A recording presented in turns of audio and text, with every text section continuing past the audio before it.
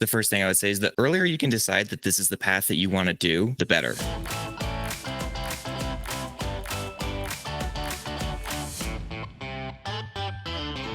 Hello, everybody. Welcome to another episode of Get to B School. This is your host, Drex, and I am so grateful that you are here. Thank you. I know that it is a stressful summer for so many of you, especially those who are going through the application process right now. You're taking the tests, you're working on the essays, you're trying to get those letters of recommendation. And I just want to be cognizant of the fact that it is so stressful. I hope it's going well. I hope you feel optimism, encouragement. It's going to work out. And if there is anything that I can do, please reach out. I want to help as many of you as I can in any way that I can, whether it's connections, advice, time, putting you in touch. I'll do whatever I can. So please use this asset that is the Get to B School community. It can be a brutal summer. So something I want to call out is that Leland is doing another really helpful B School prep. They're doing a GMAT week. I could have definitely used this because I had such a hard time studying for the GMAT that I switched to the GRE, which was a fantastic move for me. But for anyone interested in the GMAT prep,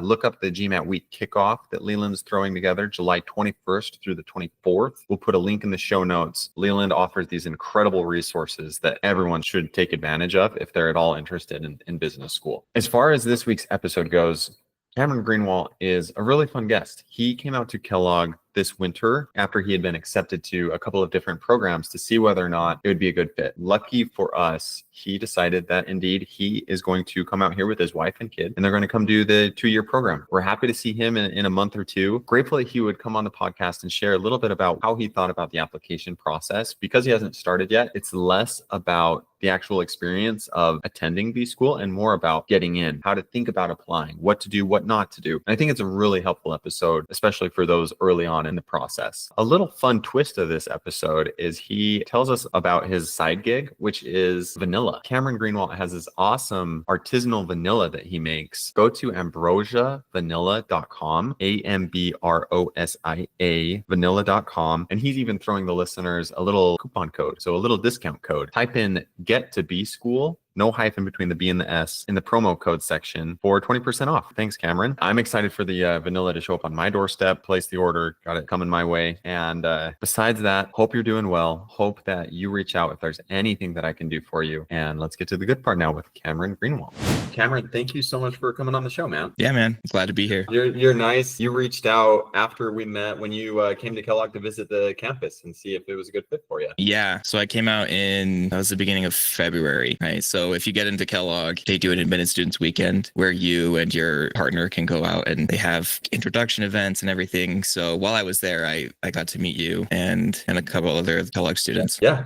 And you came out in February. You came to Bridges, Chicago, and you still decided that you're going to go here. Yeah. You didn't have to, and we're stoked that you braved the cold. You saw it at its worst, and you're still going to come. That's good. Yeah. Give the listeners, let's just introduce you a little bit and be sure to add your business venture. The listeners need to know what you're selling on the side here, Cameron. Right. Who are you? I mean, by trade or by profession, I'm a software engineer and I'm in the med tech industry. So I work for a company called Dexcom and they do blood sugar monitoring devices for diabetes patients. So I do cloud, software engineering, API, voodoo stuff for them.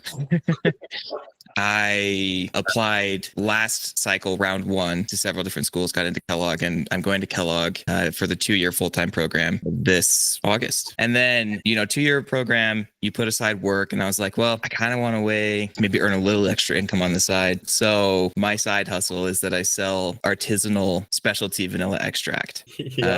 So I've got a website set up. I'm on Etsy, be on Amazon soon. And then I just got approved to be a vendor at a couple of farmers markets near where I live. You should set up a booth at the farmers market here. They do one really close to campus every Saturday. You would do very well. Yeah. I emailed them actually. Their applications are closed for the entire year. And I was like, come on, guys, can you make an exception for me? Because I'm not getting out there till way late.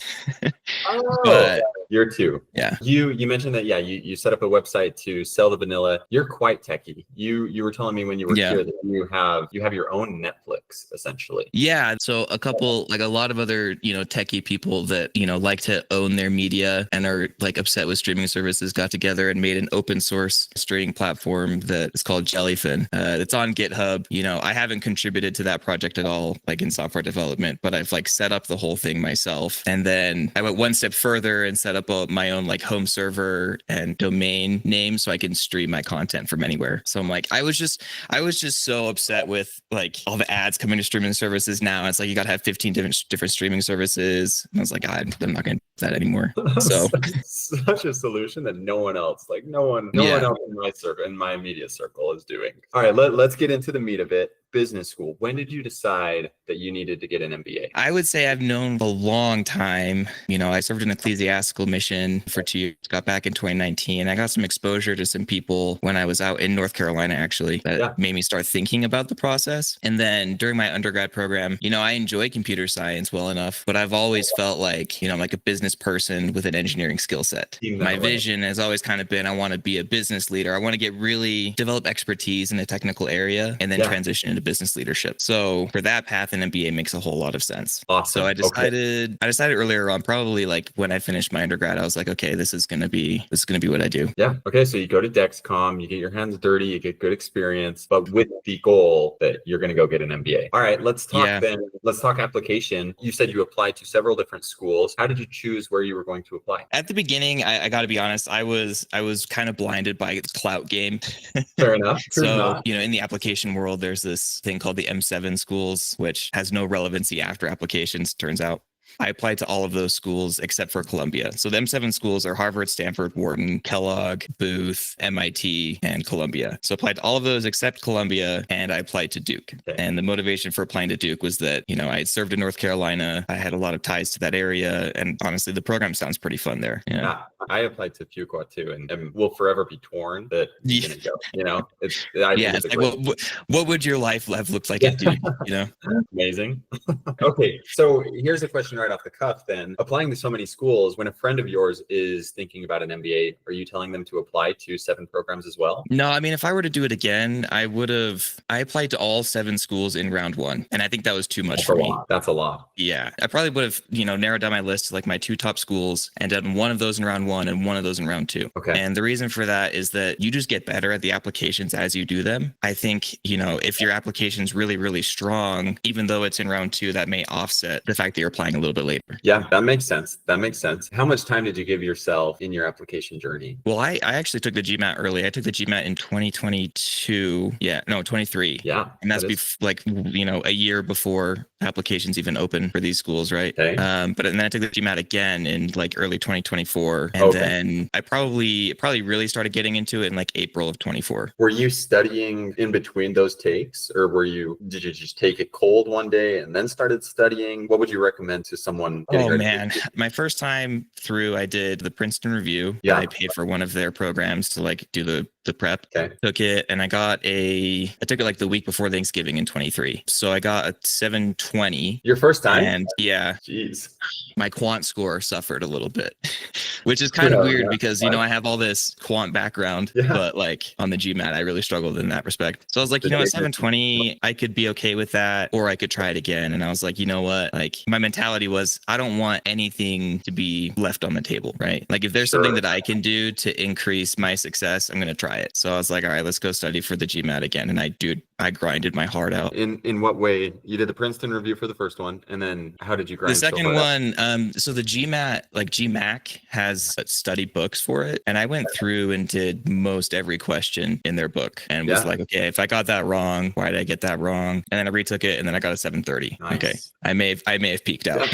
So at that point I was like, all right, I know that I've done what I can. Awesome. The nice thing about that though, is that since I did the GMAT like well before applications ever opened, I didn't have the added stress of doing the GMAT, studying for the GMAT on top of doing all my applications. And I highly recommend that to anybody, going down this path. Almost segregate it. Just give yourself enough time that you can dedicate as much as you need to getting a really good score, the best score that you can, and then turn to the rest of the application. I mean, that's a good life principle, right? You want to focus your attention on maybe like 1 or 2, maybe 3 key things at any given time that you're trying to achieve. If you're trying to do 6 things at a time, the quality is going to suffer on all 6. Unfortunately, as all of us learn at one time or another, to learn too often. So then you apply to these different schools. You feel like you maybe would recommend a different approach to someone else. However, it's tough to feel too bad for yourself. You got into a couple of really really good programs. Yeah. Talk about weighing the decision, how you decide to go to Kellogg. Well, to be honest, Kellogg wasn't really even on my radar to begin with. Hurtful, but okay. I applied there because my brother-in-law who went to Booth was like, dude, you got to apply to Kellogg. I was like, okay. But he went to Booth and he was a proponent for Kellogg. Well, yeah. So he got into both Booth and Kellogg, and he was really torn between those two. But I mean, he's an economics guy, so it's kind of like, all right, well, Booth is kind of always the answer. The thing about these schools, man, is that the admission committees know what they're doing, and they're very good at identifying the candidates that are a good fit for their school, right? Yeah. So I'm kind of skipping ahead a little bit. I'll come back to, the different schools and weighing process. But as I went through the application process and as I learned more about Kellogg, and after getting admitted, of reflecting on my application, it made sense why I was admitted to Kellogg versus other schools. Yeah. I think I'll actually have a much better time at Kellogg than any of the other schools I applied to. I mean, at the beginning, I would have sold my left kidney to go to Stanford straight up. But I think I'll enjoy my time more at Kellogg than I would at Stanford because of who I am and my community and stuff. I think that's a great outlook and a great response to what we can call heartbreak. You had your heart set on Stanford. I'm assuming that they said no based on what you're saying. And then you take a positive approach to the alternative. Yeah. Kudos. Yeah. So dig then to how you decide between Kellogg and Fuqua. Oh man. Yeah, that was tough. There's like the on paper kind of stuff. I had a little bit better scholarship at Duke than I did Kellogg. So that kind of pulled me in the direction of Duke. But honestly, Duke just seems like a really, really chill program, right? Kellogg is very big on a specific culture fit. Duke is also very big on a specific culture fit. And I think I would have had a lot of fun at Duke, but there were two big factors that made me change, swayed me toward Kellogg. The first one was professionally. I saw maybe a marginally better outlook going to Kellogg specifically for what I wanted to do because I'm in tech, going into tech. I saw a little bit better position at Kellogg, especially for, kind of a product management path than I did at Duke. Not to say that it can't be done at Duke. It's just there's a little bit more support for that at Kellogg. And then the second factor was, being religious. There's the LDS Student Association at Kellogg that's pretty big. Yeah. And that was huge, right? Like I'm going to business school. I've got a wife, a kid, and a dog. And so I really wanted, like a partner kind of family support. And I thought I was going to get that more at Kellogg. It's a great aspect of Kellogg. And I think it's helpful to hear you think out loud and be vulnerable and open about those things that you're weighing, because you can't just approach these decisions based on paper metrics. Like you said, what's on paper is different from what really makes the decision right for someone. So I mean, to be honest, Kellogg's ranking too was a factor, but I wouldn't say it was the biggest factor.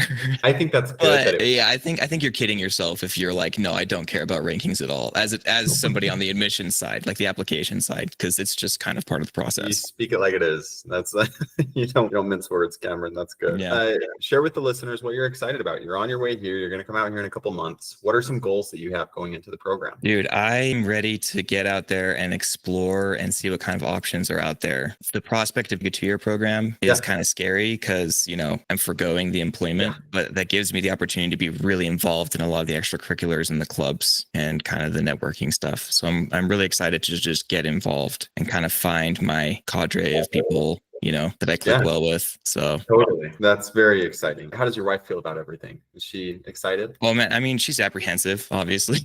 She's excited. I would say in our relationship dynamic, she's the more risk averse person and I'm the more risk prone person, right? I drive a sport bike for fun, like a motorcycle. She's like, I would never do that. Kind of thing. I'm going to move to a different state for business school where we don't have any family members nearby. She's like, what? Okay. So I think it'll be good. It will be. Let's chat about post school in 3 years. What do you want to be doing? So one of the things that I want to decide while I'm at business school is whether I want to go work for a big company or a small company. And I'm very enticed by the prospect of joining a small company that's growing, that needs to scale. So that's one of the things. Industry or just size? I would like to be in kind of a newer industry, maybe one that's emerging. Okay. The reason for that being like, I've had 2 jobs since graduating with my undergrad, and both of them were heavily regulated. And I kind of want to get out of the regulatory space. Like I want to move fast and break things. Yeah. Easy. But I would like to be a product manager. That's the function that I would like to do. Awesome.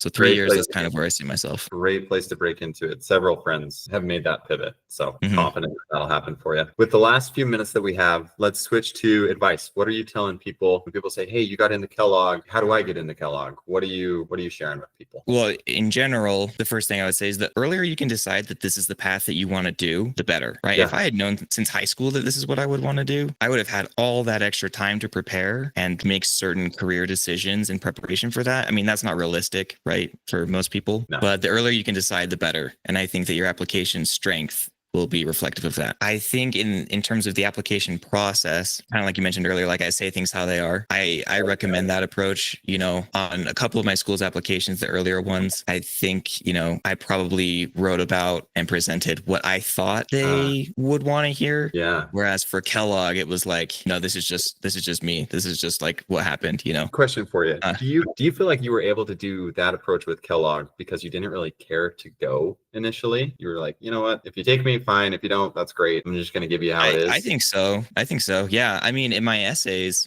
Kellogg has 2 essays. The first one is like kind of a basic, what's your plan basically? And how does that tie into your experience? And then the second question is like, tell us a specific professional experience you had where you had to make a decision. I remember what I wrote about in that second essay was completely innocuous. It was like almost kind of dumb. But I thought it was super demonstrative of me, personally and professionally. Okay. And I think looking back, I was like, oh yeah, totally. For Kellogg and the, characteristics and traits that they're trying to accept in their student body. Yeah. That essay actually worked really like way better than I thought it would. Kind of like it, and then when I said in the beginning, like these schools are really good at filtering candidates for what they want, just let that process happen, right? Be who you are. Don't try to be what you think the school wants you to be. That makes sense. And it's easy to say, but it is hard to do. It is hard to. It is. There's this tendency to really try and paint what you think they want to see. Well, here, let me give you one quick example. So in my interview with Kellogg was actually the first interview I did of my schools that I interviewed with. Okay.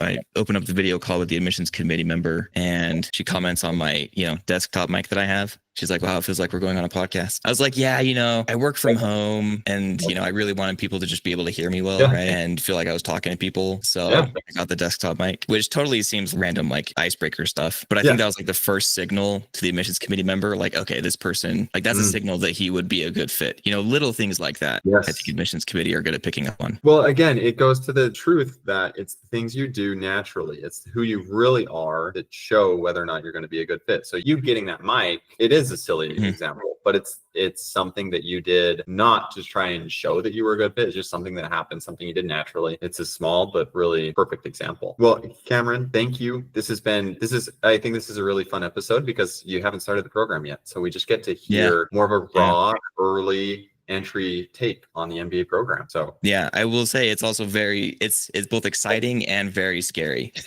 being on this side, about to jump in. What's scary? Well, I mean, you don't know how things are going to look like 2 years from now. You have no idea. And, I am taking on some student loan debt to make this happen, but that's kind of just one of the trade-offs that I've accepted. It's like, this is the experience that I want to have. So I'm going to go for it, but that doesn't make it easy, No, it makes it real. Doesn't make it easy. Yeah. It's always easier to tell someone else it's going to be okay. I share those exact same concerns, man. You're good to share them openly. So we're excited to have you out here and we'll chat soon. Yeah, cool, man.